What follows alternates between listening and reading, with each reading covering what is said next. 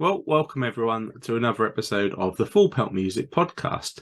Shortly, we'll be joined by the Pearl Harts to talk about their new album, Love Chaos, which is out on April the 21st. But before then, the usual reminders from myself, if you would, please do follow Full Pelt on social media. We're on Facebook at Full Pelt and on Twitter and Instagram at Full Pelt Music. And again, if you would, please do hit that like button, hit that subscribe button, wherever you're watching or listening. Welcome to the Pearl Harts, to the Full Pelt Music Podcast. Absolutely delighted to have you on. You're both in separate locations, as people on YouTube will be able to see. How are you both doing where you are? Good. It's nice weather here in England, where I am, in my car. It's loud where I was. So, podcasts and all that, I want to be able to hear. So, I'm doing the right thing by staying in my car. Definitely, always appreciated. And Sarah, you're over in Antwerp at the moment, I understand. Yeah, I'm just working over here. Working in Europe for the next couple of weeks. So, just got here last night. So, yeah, it seems like it's nice weather out there, but I've not been out yet, so we'll see.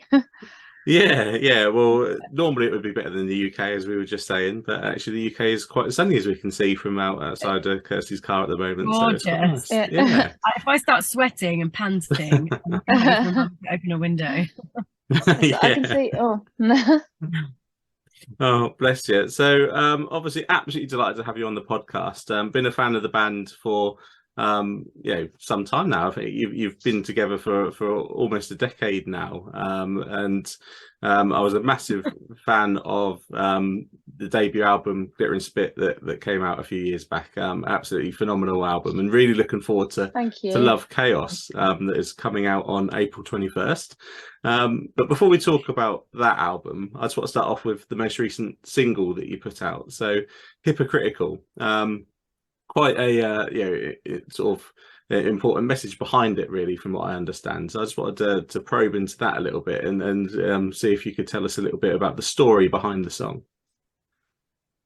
Yeah, I mean, sorry, Sarah, you can go if you like. No, you go. So yeah, we kind of saw it as like a bit of an anthem, like something that reaches out to maybe like an audience that don't feel like they're always heard. Like, I mean, we're women in music, and there is struggles that come along with that. And this album is very unapologetic. It's very much about going through changes in your life and realizing to let go of bad feelings and bad emotions and embrace new ones. And Hypocritical, yeah, it's like an anthem for the people that are up for it, ready to kick the world in the face and just have a good time, really. Yeah, and it is for me. It always feels like, as a straight white male, I'm in a position of privilege, really, in life as a whole. But I mean, especially as you touched on in the music industry, it's quite difficult for the sort of marginalized minorities, as it were, although it shouldn't obviously be. So it is always great, and I always love to put a spotlight on the positive messages that come out from songs like this. So yeah, excellent. And as far as obviously the music behind the song as well, how did that come about for you, and the album as a whole? What was the kind of recording process like for you this time? Well, we had most of that. We had like a percentage of the album written before before COVID outbreak happened and we went into lockdown, because we've been getting together and writing, because we knew we were making a second record. And then when COVID hit, obviously you end up with more time on your hands, but it's also not exactly a positive time on your hands environment.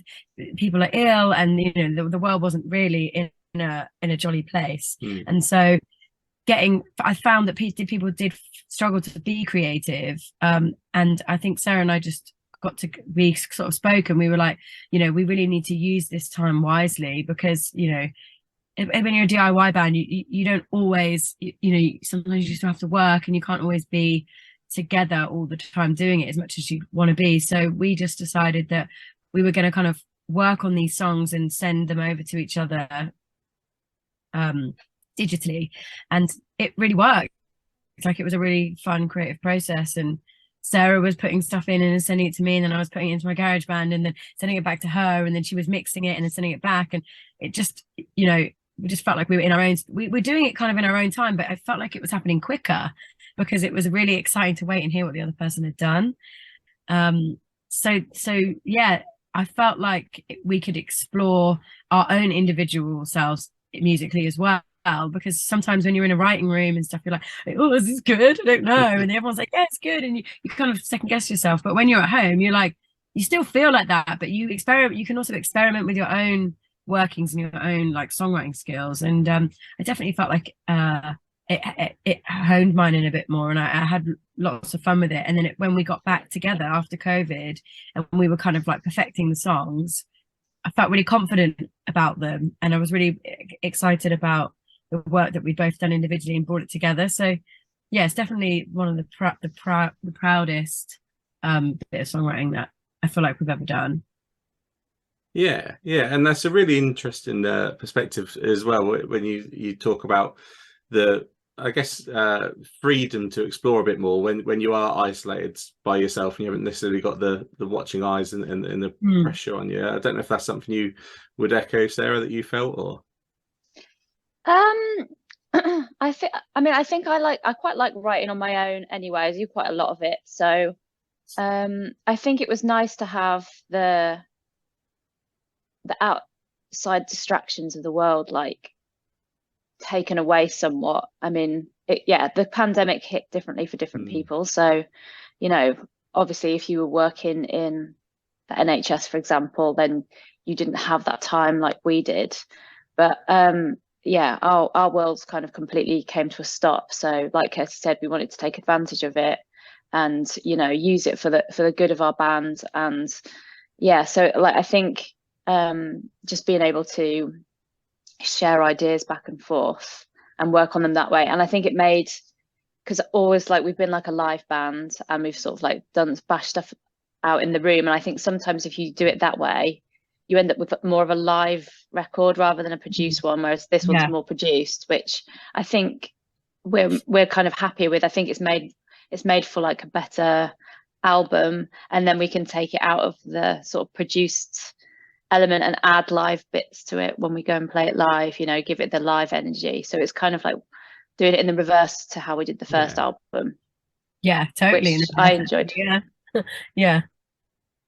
Yeah, no, it's really fascinating to hear, actually, and a number of the artists I've spoken to, obviously since the pandemic, have kind of echoed the sentiments of, obviously, it was a horrible time for the world, and obviously we all, as you say, sort of experienced it differently, and in many ways it completely killed the music industry because the live side drives so much, but equally it gave time to bands and artists that they didn't expect to have. So there's a lot of new music out there that perhaps wouldn't have existed if it wasn't for the pandemic. Totally, it is quite fascinating. And obviously you being DIY, as you said, produced the band, the album yourselves as well, with some assistance along the way.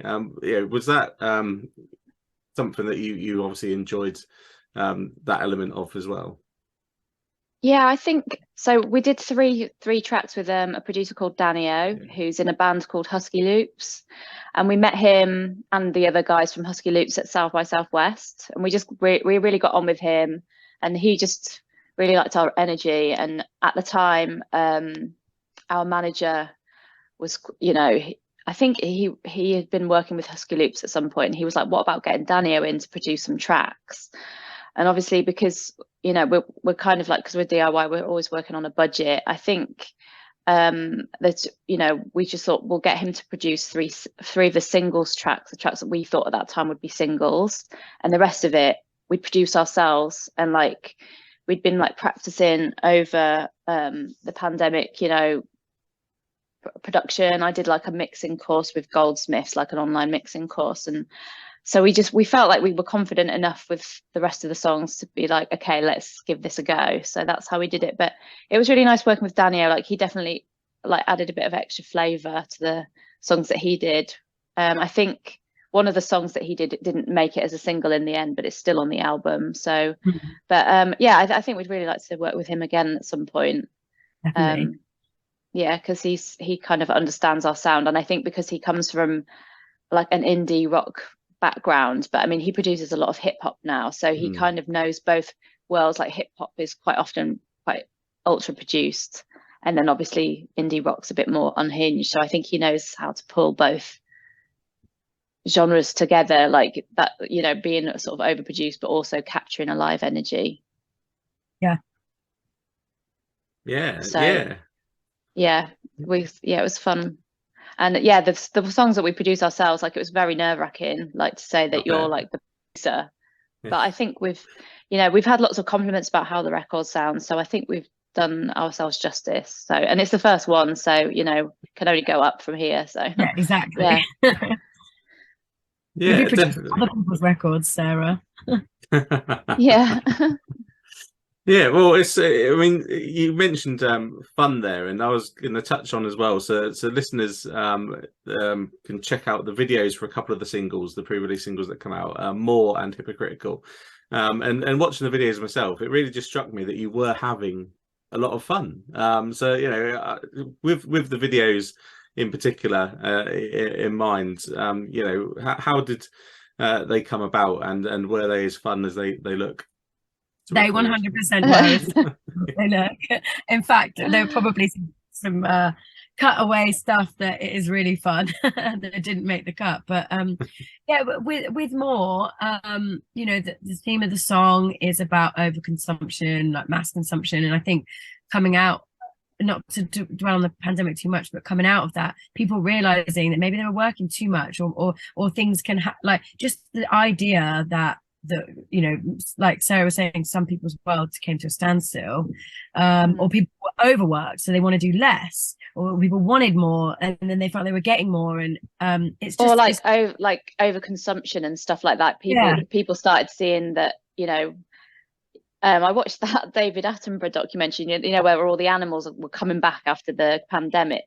Yeah. And like I think everybody like had time to reflect on like how, like, us as humans, like what, like our sort of quest for like more and more is like damaging like loads of things. Sorry, just wanted to add that in as well. No, that's like nailed. You know, you're so good with words. But yeah, Sarah's right, and we wanted the video. We, you know, it was like a sort of comeback video. You know, we hadn't released material for a while, and also the pandemic had happened, so it was like a bit of a comeback video. We definitely wanted to have fun with it, but also, like, you know, we don't have any budget. Like, you know, and that's, I'm not trying to like diss on the music industry, but at the end of the day, like, you know, there is only two of us, and so you know, and touring costs a lot, and you know, making a record costs a lot, and recording costs a lot, and yeah, we just we had access to like a space, like a friend's space, where we like put up the fake walls ourselves, and then painted them chroma green, and then got in front of them, got our good friends Del and Mitch to DOP and direct, and then we just got loads of props, and we were just like, you know, the whole concept was that we were going to be like given more, and there was so much, and it would end up all being a disaster, you know, which I think we kind of got the point across. But there was definitely like a Beastie Boys kind of vibe. There was a bit of a like a 90s throwback, and especially as a duo, we were like bouncing off each other. Whipped cream came out at one point. It was everywhere. Like there was some prosecco. It was a sick, fun video to do, and Sarah edited the whole thing herself afterwards. The concept changed as we recorded it. We were going to have different backgrounds, and there was going to be a bit more of a storyline to it, but we just realized that what we did, it didn't look we kind of wanted to do like a bittersweet symphony vibe to it, where you were walking past people in the street, but then we realized that we had to get people's permission as we were walking down the streets. We couldn't do that. And then we thought, well, we can green screen a street. And then I put it on, and it literally looked terrible. It looked flipping awful, right? I'm trying not to swear because I know that it's going like on a podcast, but it looked absolutely awful. And then we were like, what can we put as the background? Like tried a roller coaster.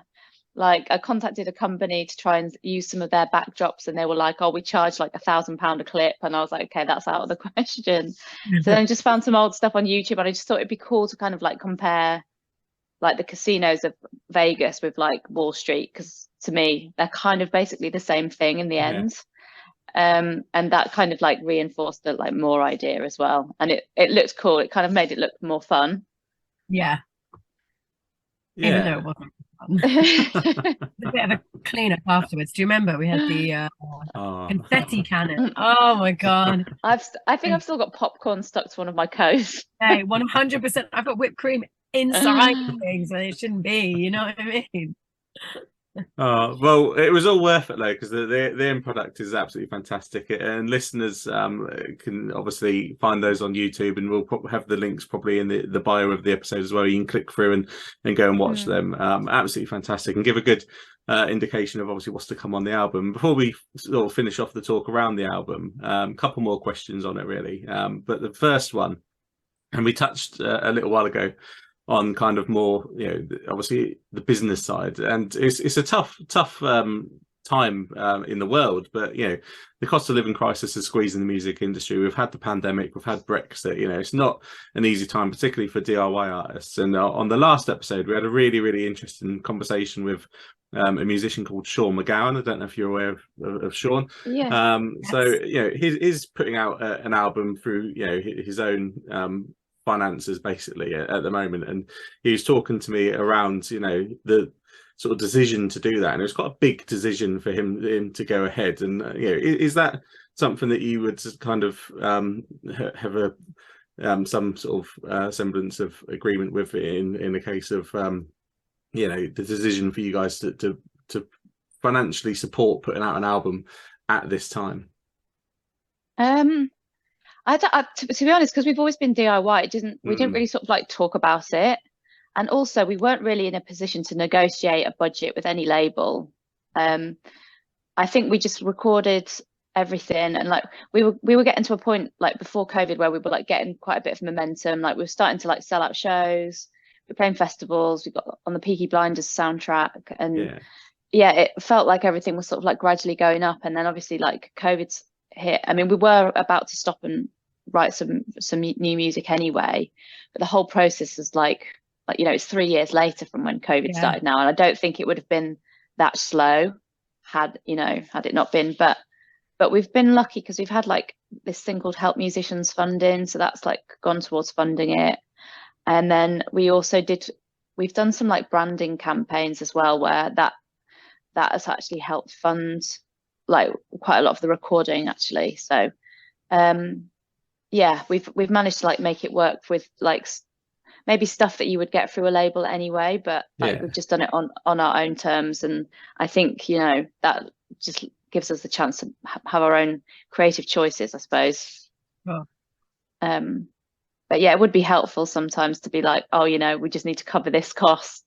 Well, like at the moment we're like constantly like, we want a tour advance. A tour advance would be amazing. So I mean, what listeners can do obviously is buy tickets in advance, and they can pre-order your album. And again, we'll have the links for all of that in the bio, and I'd certainly encourage listeners to do that if they can. And it does go a really long way, like the pre-order of the records has allowed us to actually get ourselves off the ground to start getting out to the shows and stuff. Obviously there's so much planning and pre-booking that goes into this, and you're there sort of on tenterhooks like, okay, well hopefully it does sell so that we can go and do these dates. But it's shown that there's interest, so that's really great, and we're super grateful for people who've already put their hands in their pockets to help us get out on the road. And honestly, it is like at this stage with the band, like every little makes a difference. Like it really does. It definitely does. It definitely does. And the message I constantly drive home when I'm talking to musicians on the podcast is obviously in a cost of living crisis, if you're looking at buying an overpriced ticket to an arena or a stadium show, you know, perhaps just reconsider that and pop along to a couple of local shows, support local venues, you know, local artists, and obviously save yourself money in the process, and you'll probably have just as good a great time. Experience, just music, and like you get that one-on-one. You really do get that one-on-one like experience with new bands when you go and see them at these cool like club venues, you know, like 200 cap, 300 cap, you know, even going up to like, you know, 6 whatever. Like they're just such, you get them at their rawest, and people's emotions really shine through when you're in these really great intimate gigs. You know, I think there's all great success to all these great stadium bands, but it feels a little soulless when you're like, you know, in the nosebleed section, just sort of like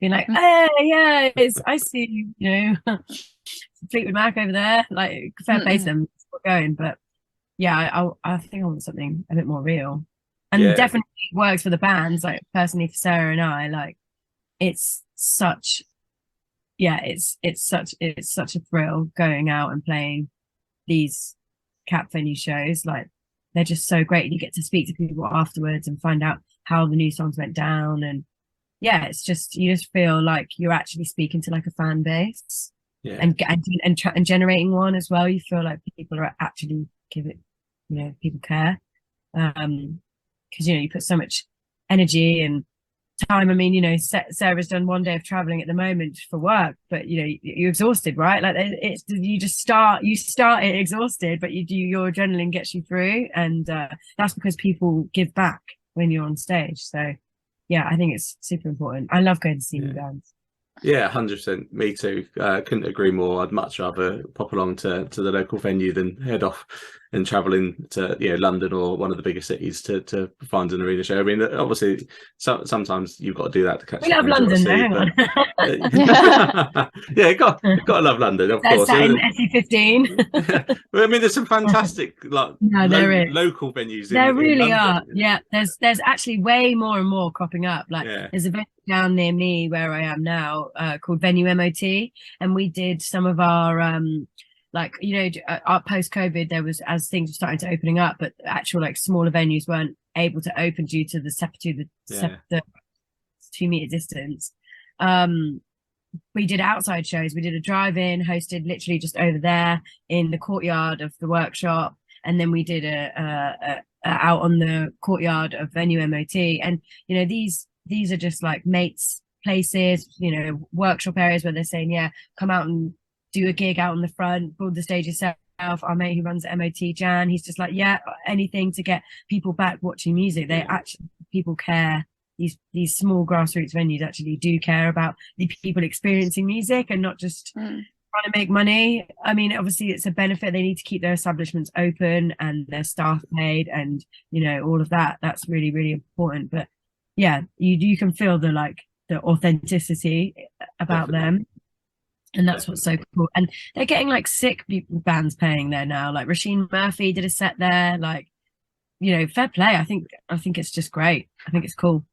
Oh, it is. It really, really is. And obviously listeners are going to get a chance to come and see you in some of these types of venues very soon. But before we just touch on that, to put a bow on the conversation around obviously Love Chaos, which again is out on April the 21st. You know, listeners have heard now obviously a lot of what's gone into making that record. What can they expect when they press play? You know, how would you describe the album and the finished product to them? I would say like an exhilarating, chaotic ride. with a bit of gut-wrenching emotion. It starts with some sub kicks and it ends with like a sort of like as if the vinyl's stopping. It ends with a drone, and then there's a whole lot of love and chaos in the middle. It's definitely like that, isn't it? It's definitely a roller coaster. It's definitely a roller coaster ride, but that's how it was written. I think you know, like, I think it's so true. I think it is the most honest piece of work that Sarah and I have ever put together. You know, I think before we were like bash out the wrist, rock and roll, you know, which is great. That's still like within our blood, but we were just unapologetic about the style and the type of music that was coming out of us at the time, which I think is why it feels so pure and honest. Yeah, and I cannot wait to hear it, and obviously listeners need to check it out as well. And of course, they do need to pop down to a show. So a couple of weeks after the album comes out, you're going to be heading out. You got shows obviously across the UK, including one in London, of course. So I'm guessing there it's going to be a good opportunity as well for listeners to hear some of these new songs live. Oh, absolutely, yeah. The set, it's the longest set we've done for a very long time, and we did a couple of warm-up shows up north for Independent Venue Week, and we just couldn't wait to get back on the road after that. We just, we were testing the waters with new material, got great feedback, really fun to play. I just really felt like it was like the fun gigs, there wasn't too much stress around them in terms of like how they were going to be accepted. It just was like we just went there with just a bit of a fire in our bellies, and this tour I want to go now. I want to start the engine and just go. I'm really excited. Yeah, and again, having experienced you live before, you're an absolute force live, and listeners need to come and check that out. And it was interesting as well. Obviously, you mentioned the Independent Venue Week tour you did probably about 2 months ago now, I guess it was. It was back end of January, February. End of Jan, yeah. Obviously, we've kind of touched on some of the venues. We're talking about the one up the road from yourself, Kirsty. Just wanted to touch on as well, obviously, the grassroots music venues. And I know, knowing that you did that for IVL, obviously, how important are these venues for acts coming up through the circuit? They're just they're so important. I think that people, it's difficult because I think that sometimes, so when we were doing the band, and but I know when I was growing up, people are like, oh, you need to go on X Factor, you need to go on Britain's Got Talent. That's the kind of like if you want to be a musician, that they're standard answers that a lot of people get. And I'm like, have you listened don't do to that, then you haven't made it, have you? Of course. Yeah. And it's I was like, but if you listen to the music that I make, Simon Cowell would hate it anyway. But it's but all of these venues, they're kind of if you're a music fan, that's where you go to discover new music anywhere in the country, and there's people that really love music, and they just some people just run these venues non-for-profit just to give bands a place to tour, and it's also a ground where you sort of develop your craft as well. You can't just go straight into playing Hammersmith Apollo. You have to play a lot of smaller venues first to build up your craft. Do you know what I mean? And I think that people forget that. So when they sort of see the final thing, and I don't know if me and Kirsty were talking about the Lewis Capaldi documentary. We both watched it recently, and and it's showing him, how he's played hundreds of shows, and then suddenly, he very quickly became a huge artist. And I think that people don't always see, they always say behind every overnight success is 10 years, and it's basically true, because you have to put your time into it, and a lot of that time you have to put into the small venues. Definitely. And that's the time that most people don't see, unless you're an avid music fan. But it's guaranteed that if you go to your local venue regularly, you will see a star of the future or something, because that's just what you have to do before you, well, not before, but as you start your musical career or journey or whatever.